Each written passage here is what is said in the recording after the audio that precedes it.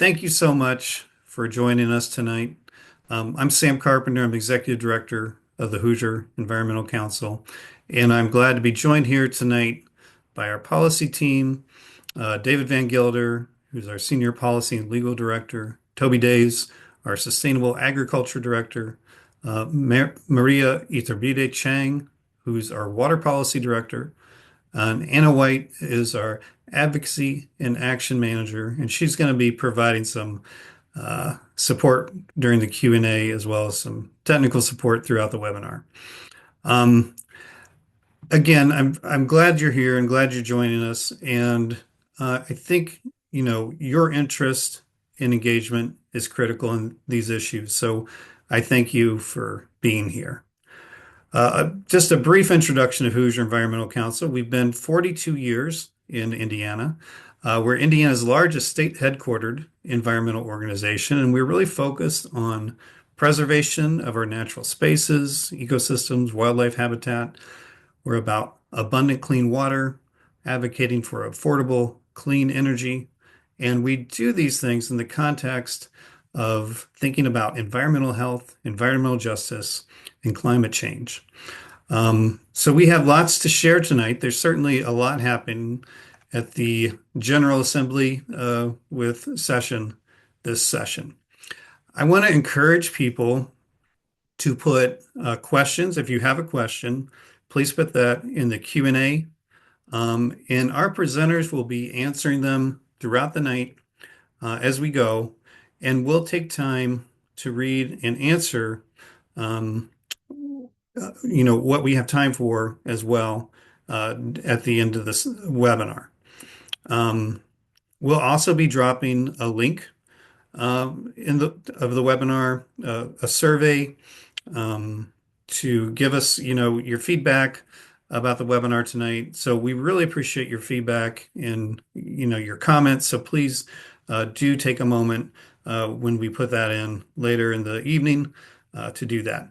We had a start time of 7. We'll try to wrap things up by 8 o'clock, but if there's a lot of Q&A, we can maybe stick around a little bit to make sure your questions are answered.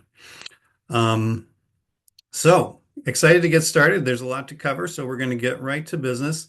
And David Van Gilder is going to join us. And I want to make sure that everybody can see my screen. Let's see. Okay, great. Great. Hey, thank you, Sam. Hello, all participants, and thank you all for your interest in state governance, for being active and questioning, and for working alongside HEC to make Indiana a better place to live. My name is David Van Gilder. I'm the Senior Policy and Legal Director.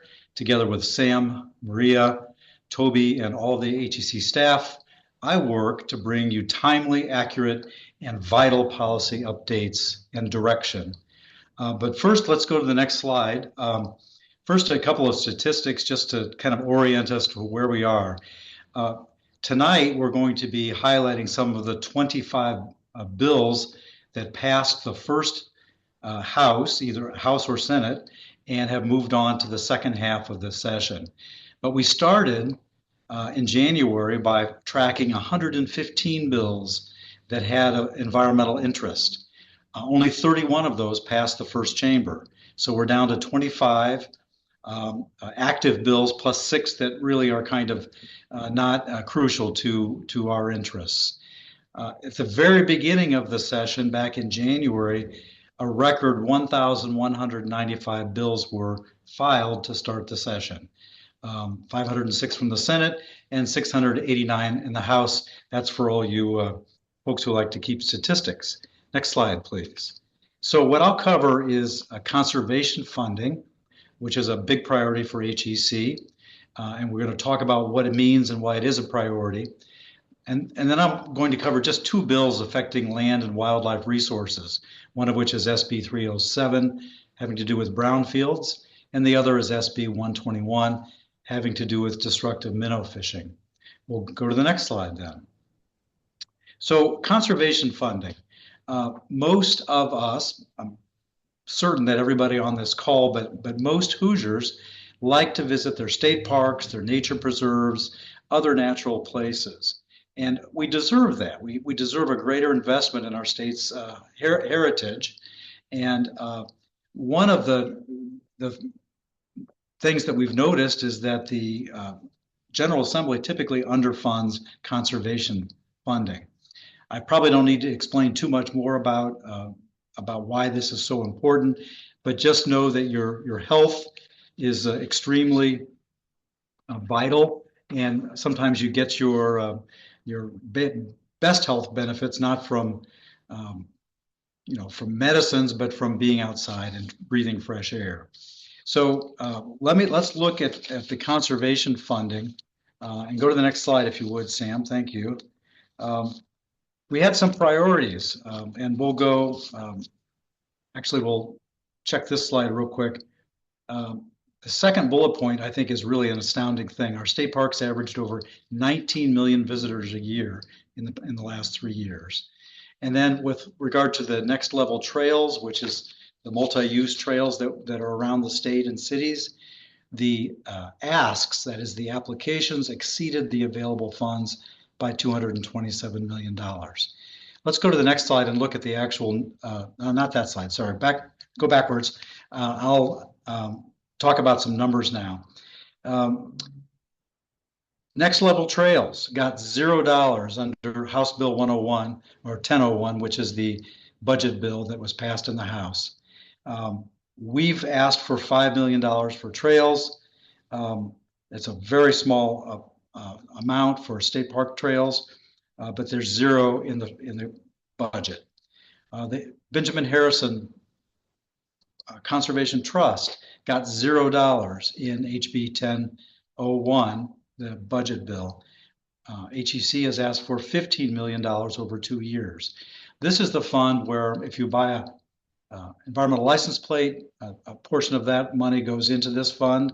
That's only about $800,000. The rest of the fund, if it was funded appropriately, would be used by the Division of Nature Preserves to buy and preserve land. Would also be used by your local land trusts to buy and preserve land. So it's crucial that the budget amount be greater than zero. We're asking for 15 million. If you've been to state parks recently, you might have noticed, as absolutely gorgeous and vital as they are, there's some deferred maintenance. There's some things that could be a little bit better because the state parks can't keep up with the use because they don't have enough money. We've asked for $50 million per year for deferred maintenance for the state parks, and that's actually a bright spot because the budget does allow for the $50 million for state parks. And then finally, there's the Clean Water Indiana Fund. We've asked for $3.9 million per year. This is to fund projects that help clean water and to prevent water from being despoiled in the first place. Again, another bright spot in the budget, providing about $6 million per year. So that's a good amount over than what we've asked for. Again, on the conservation funding, very important that you get hold of your senators, because that's where the bill goes next in the second half of the session, and tell them your conservation story. Tell them why you value your state parks, why you value your local preserves and other places where you enjoy your recreation. Tell them that story and tell them that you want fully funded conservation in the budget. You can also write to Governor Braun. He is a conservationist. He's an avid outdoors person, and he will listen to your stories about why you want more funding in the state budget for conservation. Now we'll move on to the two bills. So the next slide, please. This is the Senate Bill 307, which basically treats with properties that have been used, usually as industrial sites, are either abandoned now or no longer used for the previous purposes, but have contaminants that pose a risk to the soil, air, and water. We don't really have a good handle in this state about where those properties are. And so this bill from Senator Zay is a way to begin to produce an inventory of these contaminated properties, like abandoned gas stations and old industrial sites. So this is a good bill. We are we support it because it provides a base point for cleaning up and reusing these sites in a more environmentally sensitive way. And the next bill that I want to talk about on the next slide has to do with destructive minnow fishing. There have been over the past few years, conservation officers, Indiana state conservation officers, have noticed an uptick in the amount of people who are basically putting nets across streams and taking every living thing out of it. Instead of just getting a few minnows for their other hook and line kind of fishing. So this bill tries to get a hold on that and basically finds that it is illegal to use these various nets to blanket the whole stream and to take everything out of it. That's really important because the small fish should grow up into larger fish or feed larger fish. And if you take everything out, then the ecosystem is disrupted in the stream. So again, SB 121 regarding destructive minnow fishing is a bill that HEC supported and continues to support as it moves over to the House side. We'd like it to include the entire state and not just one or two streams. And right now it could be improved in the House side. So we're asking people to take action on these bills by getting hold of their state legislators and supporting SB 121, supporting SB 307 on the House side, and finally supporting conservation funding. And Maria Iturbide is going to be our next speaker, and she is going to talk about specific water bills for us. And David, thank you for that. And Anna, I'm going to ask if you could put a link into the chat for where people can contact and reach their legislator. And that way folks will have that available. David, one question before you Sure. before you pass it off. Somebody asked, who's the we in asking for conservation funding in this budget? Could you talk a little bit about the coalition that we work with?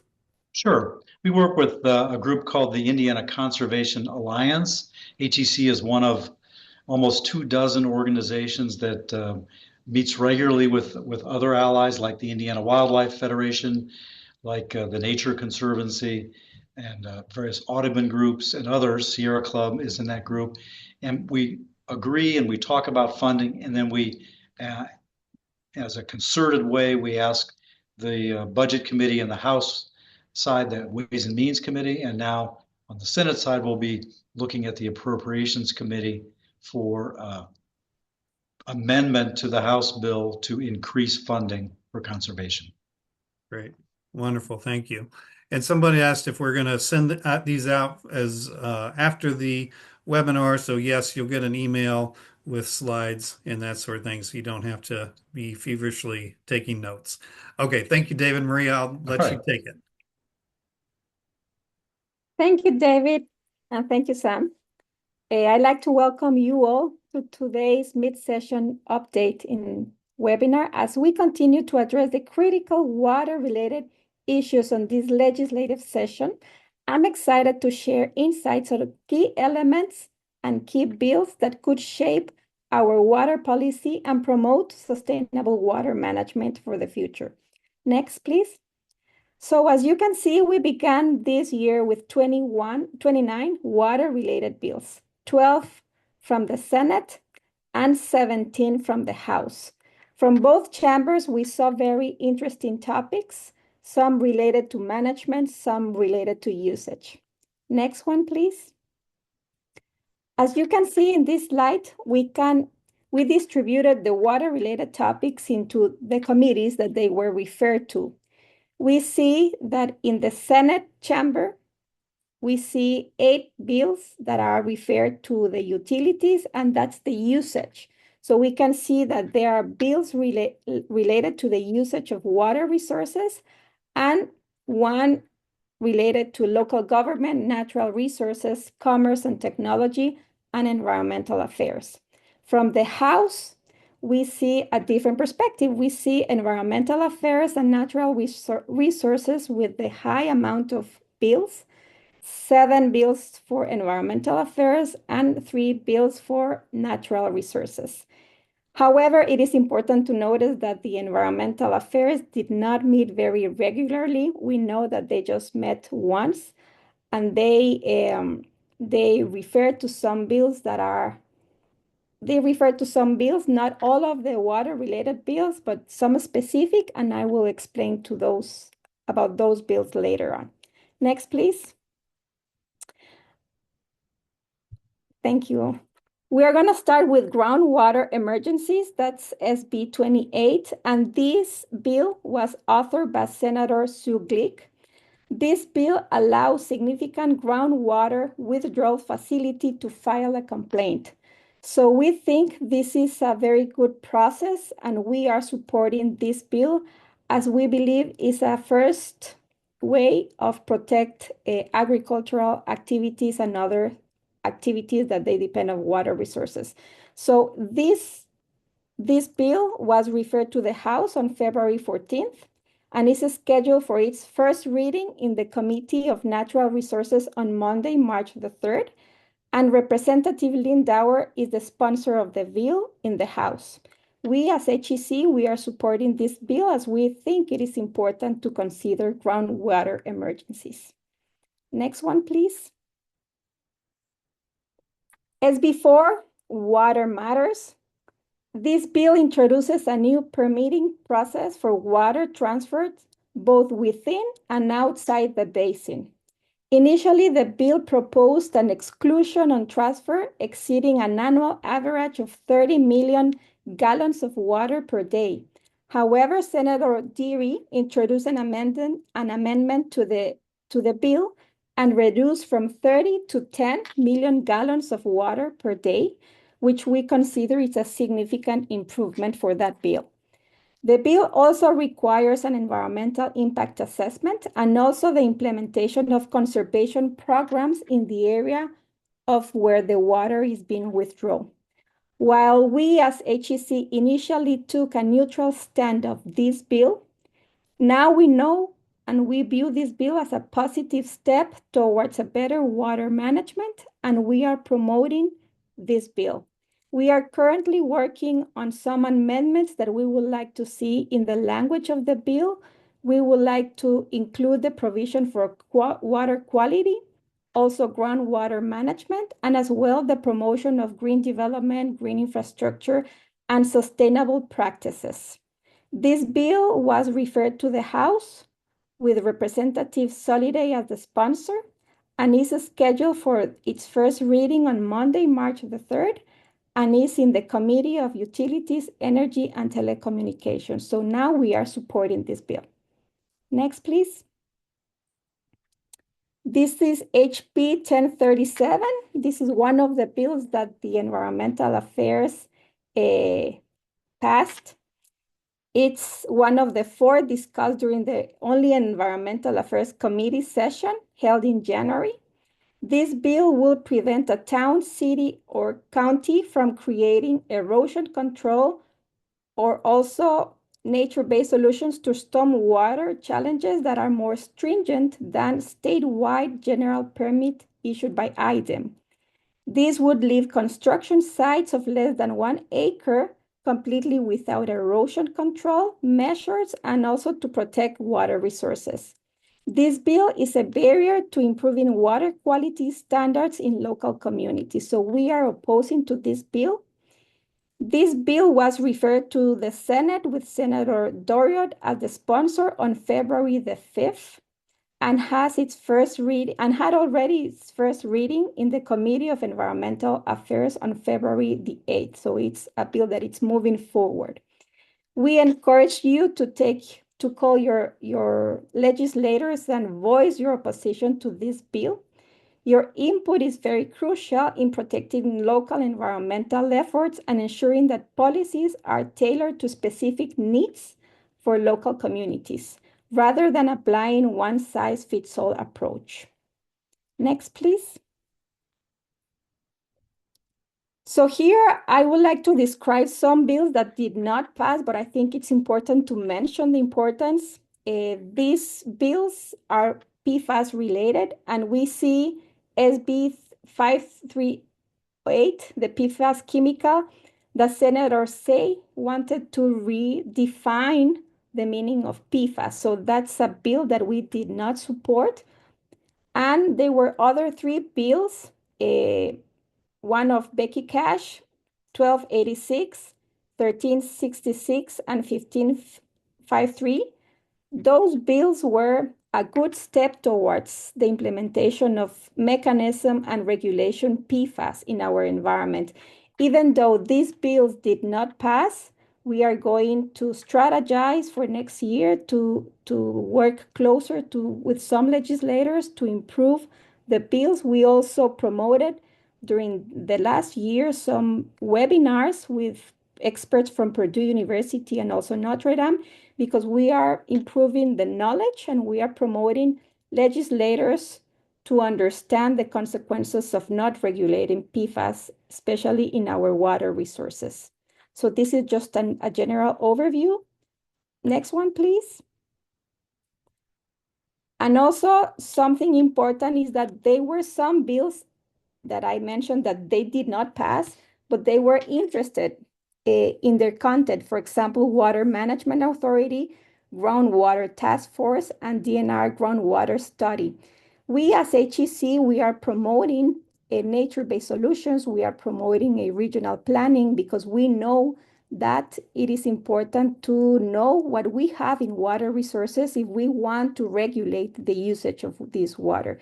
So part of these bills, they did not pass, but we are promoting the content of some bills like these ones because they have within the bill regional planning language, groundwater monitoring and management, green development and nature-based solutions, and also water quality management. So these are the topics that we are going to promote for this year and maybe start creating some new bills for next year in order to create a really good water management in the state of Indiana. Thank you. And next one, please. And I will pass the word to my Maria, next. before you pass, I have a question for you. What are the consequences of not having a comprehensive plan around water or comprehensive planning around water for Indiana? What are some of the drawbacks that can happen with that approach? Well, first of all, it is difficult to manage something that you don't know, that you don't understand. So having a regional planning is the first steps towards the management. We need to understand what we have, where do we have water, in what condition we have the water resources in order to promote its management. So for example, we need that regional planning to know where we can develop activities and we can promote development with green infrastructure, and in which areas of the state we cannot because naturally and the geology doesn't allow water recharge as efficient as in other areas, for example. So that regional planning is a good step, and that's why we need to promote that. Great. And you mentioned nature-based solutions and green infrastructure. Can you give some examples so people understand a little bit more about what that is? Sure, Sam, and that is incorporating development within nature. For example, promoting harvest rainwater harvesting and then recharge the aquifer, promoting rain gardens as well, or permeable parking lots. So whenever it rains, the water can be recharged to the nature, and we can still have water. If we are just promoting withdrawals and we are not promoting recharge, then we could have a very bad impact in our aquifers. Great, thank you. Yeah, Indiana is blessed with lots of water, but it's not necessarily located in the areas where we always need it. And there was a study that the Indiana Finance Authority did some years ago that projected a shortfall of water to support the growth and development that's projected to have in central Indiana by 2050, a projected shortfall. So it is important that we're managing our water resources carefully. Thank you, Maria. Thank you, Sam. You're welcome. Okay. Why don't you come and join us, Toby? Thank you all. I'm Toby Days. I'm the Sustainable Agriculture Director for the Hoosier Environmental Council. I've been working with the Hoosier Environmental Council for over a year now, advocating for agriculture that's sustainable, environmentally regenerative, and community focused. And I wanted to continue on with highlighting a couple, three more bills that were introduced during this legislative session that the Hoosier Environmental Council has been following. And so I'm going to start out with Senate Bill 211. Next slide, please. The Clean Water Indiana program. The Clean Water Indiana program is funded through a tax on tobacco. Provides funds that are being utilized by county soil and water conservation districts across Indiana for locally driven sediment and nutrient reduction programs. And I've seen county SWCDs apply for and receive funding through the Clean Water Indiana program to purchase equipment like no-till drills that can be rented out by local farmers to try minimal tillage practices on their farms. So they don't have to go out and purchase that expensive equipment themselves. They can try it out first. SWCDs have used that money for staffing, educational displays, field days, and outreach programs that are focused on sediment and nutrient reduction. And invasive species, however, are becoming an increasing threat to Indiana's natural functioning ecosystems. They influence the productivity, the value, the management of our land and water resources in Indiana. They're costly to prevent, monitor, and control. So Senate Bill 211 simply allows clean water funds to be utilized to manage invasive species in addition to sediment and nutrient reduction projects. So invasive species have detrimental impacts to Indiana's environment. Therefore, the Hoosier Environmental Council will continue to support this bill as it moves through the House Natural Resource Committee. And we feel that the passage of this bill will provide another tool that counties can utilize to conserve local land and water resources. Next bill, next slide, please. Is Senate Bill 193, which is the inspection of confined feeding operations. A confined feeding operation, or the acronym that I'm going to be using is CFO, are these large industrial livestock facilities. We have about 1,500 CFOs in Indiana. Every CFO must obtain a permit from IDEM to operate in Indiana, and they're also required to renew that permit every 5 years that the CFO is in operation.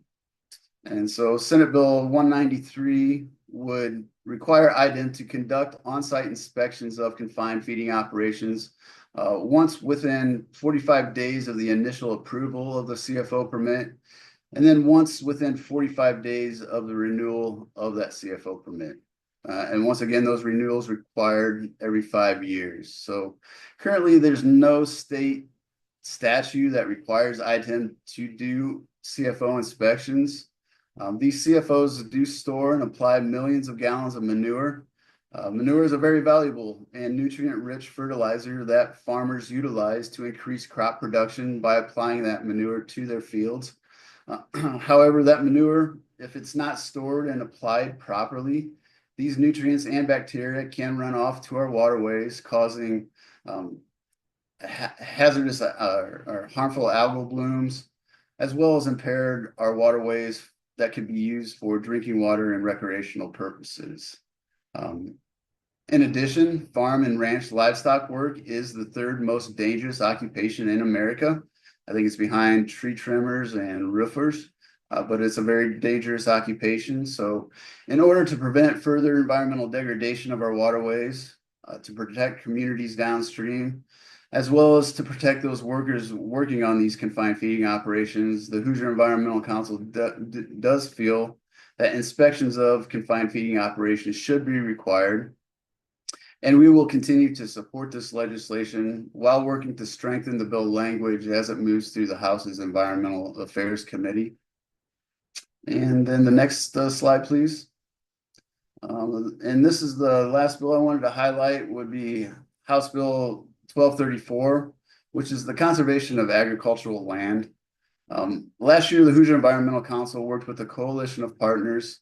Some of those partners were the Partnership for Indiana Food and Farms, American Farmland Trust, the Conservation Law Center, Indiana University, Sentinel Landscape, and several others. And we worked together to gather information and develop educational publications that Representative Kendall Culp used to author and support House Bill 1234. House Bill 1234 would establish the Agricultural Land Protection Program, which would grant the state and county entities the authority to purchase and receive, would give the, so let me start over. The land protection, the Agricultural Land Protection Program would give the state and county entities the authority to purchase or receive as a gift agricultural land easements. Agricultural land easement protects farmland by restricting non-agricultural uses of it. It also lays out the vital groundwork to give farmers and landowners the option to protect their land for future generations. So again, why is it important for Indiana to have an ag land conservation easement program? Well, the Indiana State Department of Ag released a study last year that found that Indiana has lost about 350,000 acres of farmland in the last 10 years. And most of that loss of farmland has been to residential and industrial development. So conserving farmland upholds farming communities' identity. A lot of our rural communities throughout Indiana identify as being farming communities. So we want to protect those communities' identities. Conserving farmland can also protect fertile soils. Indiana has some of the most productive soils in the world, and we want to conserve and protect that prime farmland. And conserving farmland also preserves lands that protects wildlife. In addition, the federal government has committed $2.25 billion of Farm Bill money and an additional $1.4 billion from IRA to support ag conservation easements. However, Indiana is missing out on these federal agricultural land conservation funding programs because our state lacks a program to receive ag land conservation easements. We estimate that Indiana landowners are missing out on about $20 million of this federal money annually. So House Bill 1234 would set up that framework for the state and county entities to receive and hold those ag land conservation easements, as well as become eligible to receive some of this federal funds. House Bill 1234 did not pass out of the House. Therefore, it is a dead bill that will not advance during this year's legislative session. However, the Hoosier Environmental Council does feel that protecting our valuable prime farmland is beneficial, and we will continue to work with our coalition of partners that we worked with earlier this year, as well as Representative Culp, to advocate for the introduction and passage of this important legislation in next year's 2026 legislative session, and join 29 other states that have passed similar legislation, recognizing that it is a critical step for safeguarding Indiana's agricultural future. So with that, Sam, I'll hand it back to you. Great. Thanks, Toby. Toby, can you talk a little bit about the CFOs, CAFOs? And someone asked the question, inspection every 5 years, is that frequent enough? What do you think, or maybe one or two things that would reduce the kind of negative environmental impacts associated with CAFOs?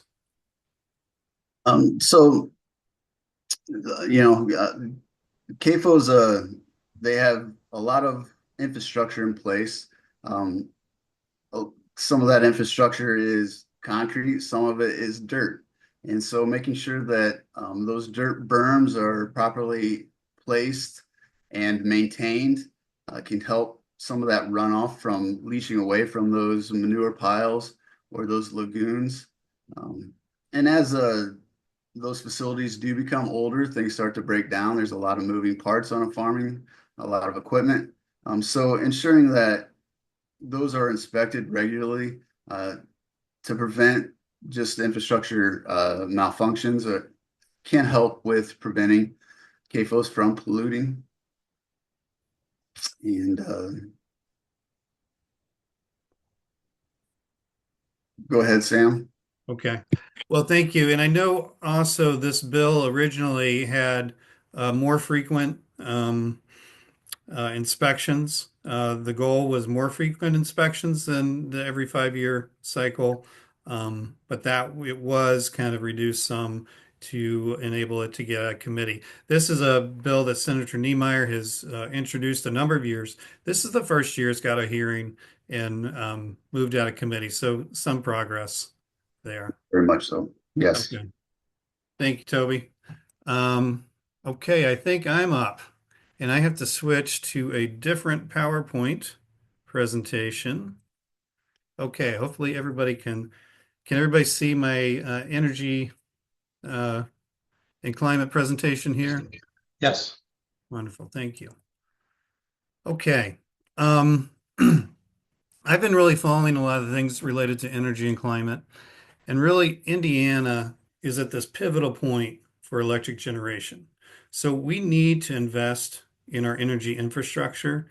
And the steps that we take now are really going to greatly affect the cost of energy, our economy, our quality of life, and the climate. Um, so I'm going to share some of our goals and priorities and then explain how some of those things relate to the current legislative session. Some of our energy priorities include energy that is actually improves our air quality, our water quality, reduces greenhouse gas emissions, um, minimizes cost increase and is affordable. Clean renewable energy is the most affordable form of new energy and provides energy security and resilience. And we need to do these things while also making sure we keep the lights on. It has to be reliable. It has to be there when we expect it. At the same time, we also need to transition away from fossil fuels. First coal and then natural gas. And we need to do this while meeting increased energy demands. So we have electrification of our homes and our businesses, transportation through electric vehicles, and industry. So there's growing demands from that transition. Also, there's growing demands from data centers that are fueling the growth of artificial intelligence and advanced manufacturing that Indiana is actually benefiting from with new manufacturing of electric vehicle parts as well as batteries and some chip manufacturing. But those things are things that require a lot of energy. So how can we do these things? The path forward that we describe is one that focuses first on energy efficiency. So we really need a blend of energy solutions. Kind of this period of big central generation from coal and gas, nuclear. This is kind of an outdated model. Things have changed since the energy grid was created 100 years ago. So energy efficiency is one. There's a lot, the cheapest form of energy is the energy that you don't have to create at all. And so there's a lot we can do on retrofitting buildings as well as putting energy efficiency into our building code. Distributed energy resources. These are things like rooftop solar, community solar. If we pair those things with batteries, we have a lot of new resources on the grid dotted throughout our communities closer to the use.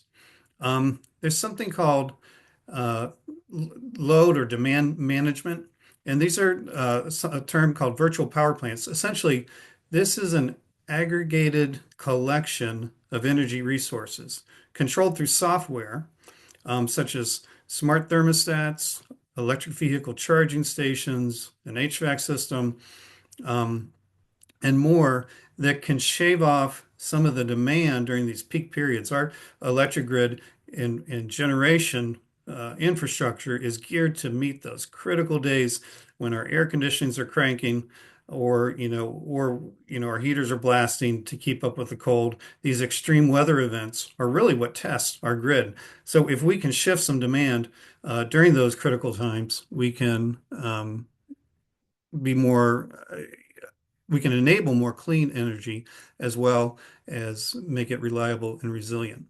And then there's things you can do with customized rates and incentives to reduce demand during critical times, or adding electricity to the grid through batteries and local solar. Um, so another thing is around low-cost improvements to our existing transmission system. There's Again, our grid was developed and is very similar to what it was, 50 years ago, 100 years ago.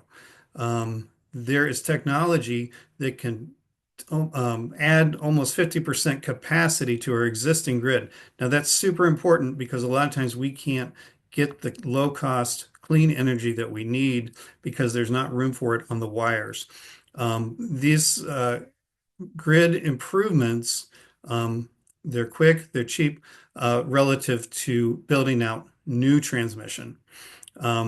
So that's one thing that we need to focus on. And then last is, well, not last, maximizing clean and affordable renewable energy. 90% of the new energy that's coming onto the grid in America is wind and solar. That's because it's the cheapest form.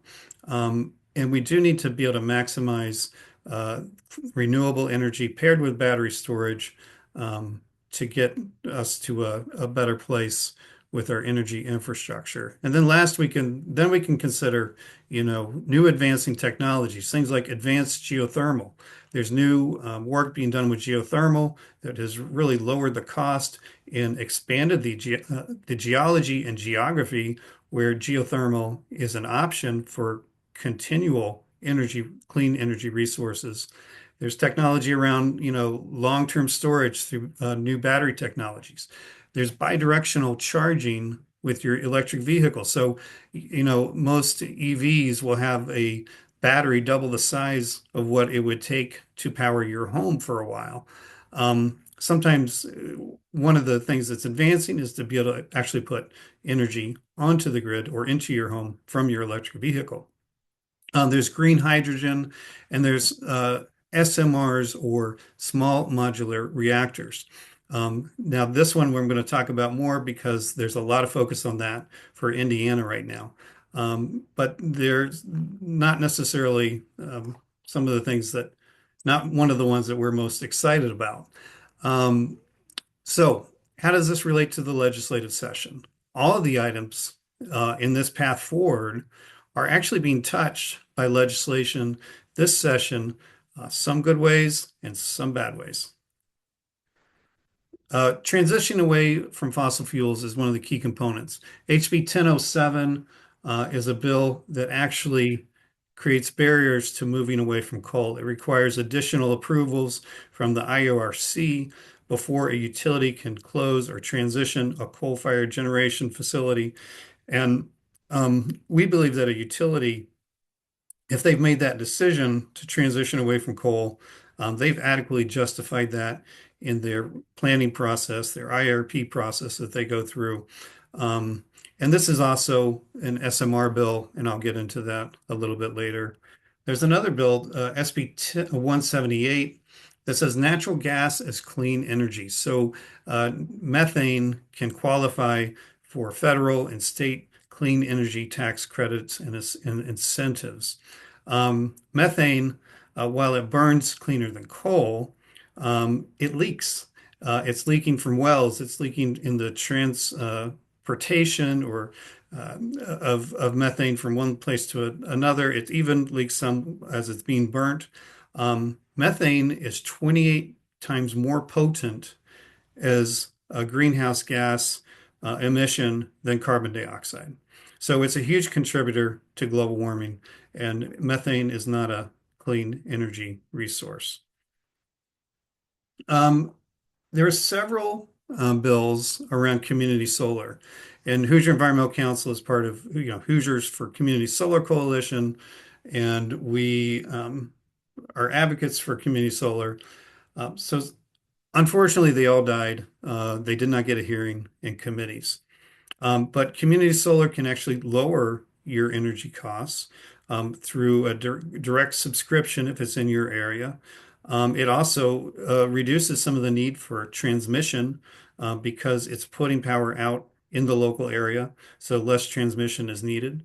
And of course, it allows people to benefit from uh, clean renewable energy that they might not have access to because they don't own a home or that they don't have a good roof for solar or can't afford a solar.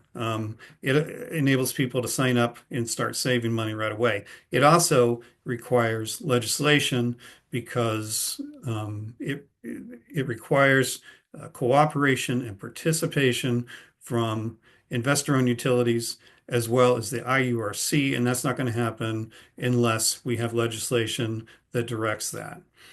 So that's another priority that's um, before us in the legislature. Enhancement to our current electric grid. SB 422 is that bill that is enabling upgrades to our existing electric grid that are going to be cheaper, faster, a better way to get more capacity out of our existing grid.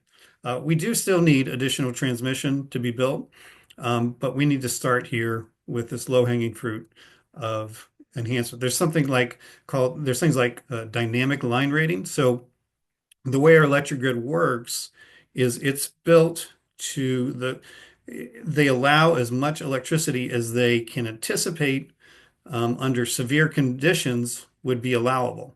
But they might have to make those predictions a month or weeks or, in advance. But through dynamic line rating, they can use actual current conditions and enable electrons to flow based on those current conditions. So actually can get a lot more capacity from our existing grid. So this is a bill that I'm super excited about and glad to see that it is progressing from the Senate to the House. Maximizing affordable, clean, and renewable energy resources paired with batteries. SB 425 and HB 1628 were siting bills. Indiana has 92 counties and it has 92 different sets of regulations about where solar and wind can be sited. And unfortunately, what's happening is we're losing interest and losing businesses that want to invest in Indiana because of this. In addition, sometimes, a company will develop a project based on the local ordinance and it still won't be approved, and there's been even cases where it has been approved and that approval has been taken away even after millions of dollars have been invested. Unfortunately, renewable energy in rural communities, there are some real impacts that we got to get community input. We've got to kind of make sure there's benefits to the community. But we also need to depoliticize this issue that has become, unfortunately, somewhat of a political football. And as that happens, we're missing out on the cheapest, fastest, and best way to build out our new generation. New advancing technologies. So HB 1007, SB 424, and SB 423. These are all SMR, small modular reactor, nuclear reactor bills. So they enable utilities to pass planning, permitting, design expenses of these SMRs onto ratepayers along with a guaranteed rate of return. So the way a utility makes money is how they spend money. So how much they spend is how much they get paid back with a guaranteed rate of return. It's a different sort of a business model. And so the problem with allowing utilities to pass costs of SMRs on to ratepayers is that the track record of SMRs is really in nuclear in the United States is abysmal. We had the Vogtle project is the most recent one in Georgia. It cost $30 billion. And it was, went way past, timeline, and way past budget, hugely expensive. There was a SMR bill, and let me step back a minute and explain what an SMR is. So the idea is to make nuclear power smaller and modularized so you can build the parts in a factory, you can ship them to the location, and then assemble them on site. And that would reduce costs. And you can, do multiple SMRs side by side to build your generation capacity. Well, the real problem here is this is a new technology. This is something that doesn't exist. This is in the concept phase. Now, this is the point where venture capital would be coming in and investing in these companies that are trying to build the first SMRs. There are no SMRs in the United States. There's only three in the world. Um, Last year or recently, there was an SMR being designed and built for the Idaho laboratory um, that went from $4 billion to $9 billion. The cost of energy, even subsidized, became so expensive that they had to cancel the project before it was even built. That didn't stop the ratepayers from being on the hook for those expenses. And that's what we don't want to have happen in Indiana. We don't want ratepayers to be on the hook for a failed project that's gone over budget and past the timeline, or failed altogether and never created any energy. South Carolina is paying $6 billion over a 15-year period for a nuclear power plant that never got built. We have our own experience in Indiana with Marble Hill with a nuclear power plant that cost a lot of money, never gave us energy. So there are real challenges with nuclear. Now, if Microsoft, if Google, if Meta, Amazon want to build SMRs and pay for that, finance that without the risk going to ratepayers, then we have less objection. But there are other things that we would prioritize before this SMR technology. I know this is something that's been in the news a lot, so I did spend a little more time on that. Um, and I want to ask Anna if we can put do we have our survey? Here's a thing for a QR code for your phone to complete a survey, but can we put the survey link in the Q&A so that people can see that there? And then also, let's see what other questions we might have. And Anna, if you've got any questions that you think could be answered, feel free to speak up and let us know about that. I'm going to actually stop sharing my screen. And if our panelists want to come back on, we can do that. So Sam, I've been furiously answering questions here. Maybe not furious, but well, but good. but with speed and alacrity. But a lot of people are asking questions about HEC's involvement with federal legislation and with issues like the Farm Bill and some other matters that are kind of on the federal level. What is our position generally? How do we balance that? Well, so we focus largely on state legislation, but there are federal things that directly benefit and affect Indiana. So one thing that we are organizing around, and we do recommend people reach out to their elected officials, federal elected officials, is about the investments being made through the Inflation Reduction Act. There's significant investments in land conservation, in new advanced manufacturing for clean renewable energy. There's billions of dollars of investment that's gone in because of the Inflation Reduction Act.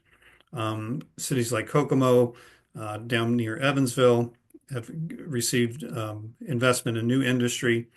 And the Solar for All program, Indiana won 117 million for Solar for All. So we do encourage people to make those investments or make those phone calls. And somebody asked too, like, does it really matter if I send an email or make a phone call? And I would say yes. It does matter. Now, for me personally, I'd rather make a phone call and get involved than to lie in bed and worry about these things, because that's what I was doing before I got really involved. And so, one, it's good for your own mental health, and you can find community in working with people that share your values. Um, but also, it's super important for our elected officials to hear your voice about what's important. And I do think, showing up at a town meeting, the phone call, we facilitate a lot of emails. And then have we put, Anna, can you answer this out loud and let me know if we've put the link for the Find Your Legislator in the Q&A? Yes, we have gone ahead and put that link in the Q&A, so it should be there. But if Okay, anyone has wonderful. trouble Thank finding you. it, let me know. And do we have the survey link in there as well? Yes. Wonderful. Thank you. I can't keep track of it all together. So what are some other questions that we have out there? Another relevant to HB 1234 is um, is it meant to make it more difficult to install wind and solar on projects on agriculture land? So, HB 1234 also has some conservation benefits in addition to preserving farmland. And so we balance kind of that need for clean, renewable energy and keeping farmland as farmland. Now, one thing that we're aware of is that, about 20% or more of farmland is already used for energy production for ethanol. And so, one thing that if energy is used, if farmland is used for solar, it can actually be returned to productive farm ground after that time that the solar field is decommissioned. They're designed in a way that that can happen. So really, farm ground is being lost to development, much more so than renewable energy. Of all the bills following, which ones might need more action? Well, certainly the push against HB 1007, 423, 424, which are the SMR bills. We are pushing back pretty strong against those. And it's not that we are just an absolute no to nuclear power, but it does pull resources away from much better options that are more affordable. It's going to be 10, 15 years plus before we're really starting to generate power with nuclear power. We need new energy resources now, and there's a lot of things that we can do to invest in that now. There was a question about a HOW letter supporting NOAA, and that's something that we'll have to put that on our radar. Maria, can you tell us what that is and how it relates to HEC? Then I didn't listen you well. Can you say that again, please, Okay, Sam? there is a back and forth in our chat about the HOW letter supporting NOAA, which you had responded to me about. Yes, well, we didn't receive that letter, and David answered that question. I'm going to follow up on that, and of course, if it's something that we can support, we will. Okay, HOW is healing our waters, and it's regarding the Great Lakes. So we will see what they are promoting, and of course, we can do that. great, thank you. How does this session compare to others in Indiana? Uh, is conservation receiving a warmer or colder reception or no difference? I don't know, David. I would say this is a very active session on issues that we're following. Conservation does get some bipartisan support. How would you answer that question related to Yeah, conservation? I did type a short answer in there, but I think you're absolutely right, Sam. The idea is that we hear a lot of very positive from both sides of the aisle about conservation and the support of conservation measures, but the voting isn't often that way because of other pressures that are put on the state legislators.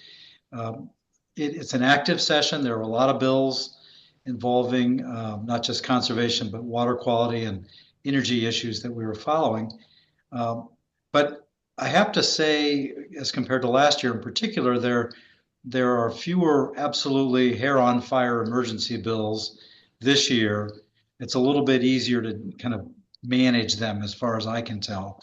But we are not going to rest. It's only halftime, and the other side's going to come out in March, and we might see some of the bad language that seems to be dead get resurrected, um, deliverance style in the next half of the session. I did see a question that came in about water transfers and how it's going to affect the lower Wabash. Um, and so water transfers they do happen with some frequency, but there gets to be an issue when you're transferring large amounts of water from one watershed to another. And that really can disrupt the balance. One thing that we want to make sure that we're also doing is really monitoring the groundwater and how is that being impacted by the transfer? Maria alluded to the fact that we need more information for water planning, and the Indiana Finance Authority has done a lot of research on water levels, but we think that needs to expand so we can make good decisions about, our groundwater as well as the environmental impacts that are going to happen with these big water transfers. If other people have something that you want to jump in and weigh in on, please do. I'm just kind of scrolling through the Q&A here. Sam, there was a question about 1007 and whether that would allow methane fuel power plants to be fast tracked without normal review. Yeah, so there are bills, and I'd have to look back at 1007 as one of them. There are bills that are trying to fast track um, methane over renewables. So, like I said, 90% of new energy generation is clean renewable energy that's coming online. And that's because it just makes the most economic sense. But a lot of these renewables have places in the queue. So the queue is like the ability to interconnect to the transmission grid. It can take years and years for these things to go through. So what happens is people overdevelop, overdesign, overplan, and then it might get into that queue and then actually never be built. Similar things are happening with the kind of some of the planning and design around data centers. Like we're saying we got to have all these different locations of data centers to support AI, but now we just hear of DeepSeek and that uses much less energy for its AI uh, um, generation. We just saw a headline yesterday of Microsoft is scaling back some of its data center plans. So these are similar in that they're kind of over promising, over anticipating probably what's needed. There's been many sets of expectations about the growth of energy demand that really haven't come to fruition that much. So the place in the queue is important. There is legislation being pushed through that would allow methane power generation to move ahead in the queue, and that's something that we would oppose. Um, let's see. One question that we got, Sam, is can you talk a little bit about how do we know that community solar, rooftop solar, and solar farms are more affordable than methane-fueled power plants, particularly including water impacts?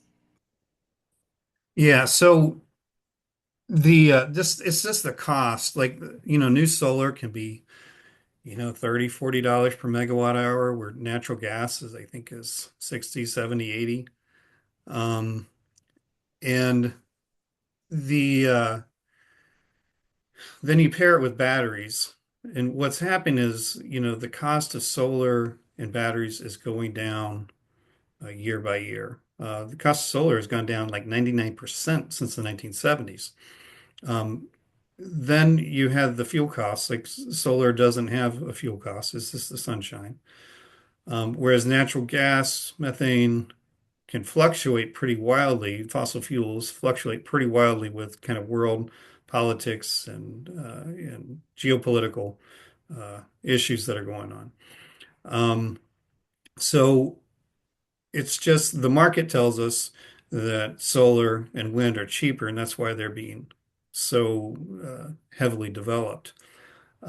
What we do need, though, is to make sure that they're paired with storage, that we're also using this blend of different kind of energy approaches like, efficiency, like demand management, and taking a kind of this blended approach.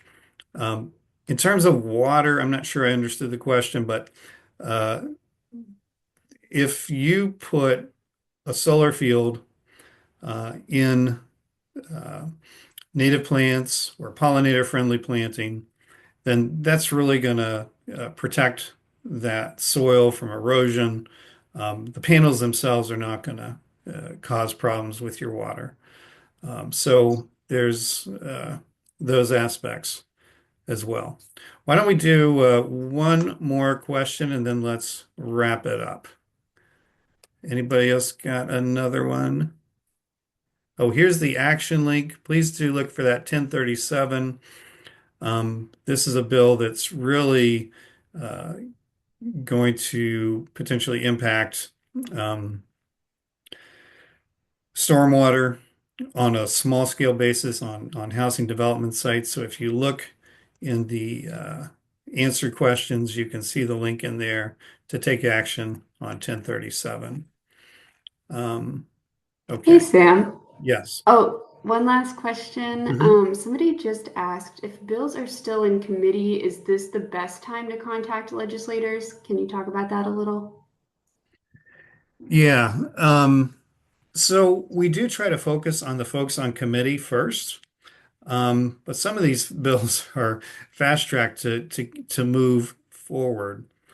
So if you have the best thing is if you have a relationship with your legislator, then to let them know what you think is important. Um, but yeah, it is better to try to kill a bill in committee than on that floor of the House or the Senate because it's already built some momentum to get there.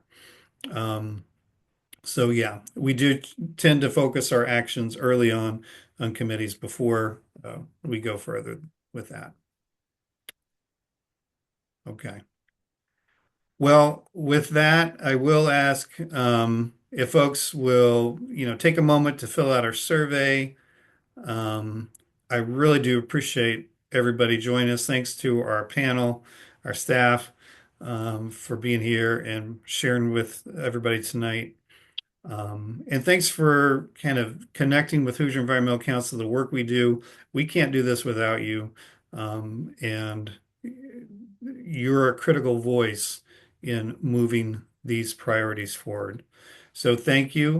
We're going to continue to keep you updated. Um, and I hope everyone has a good night.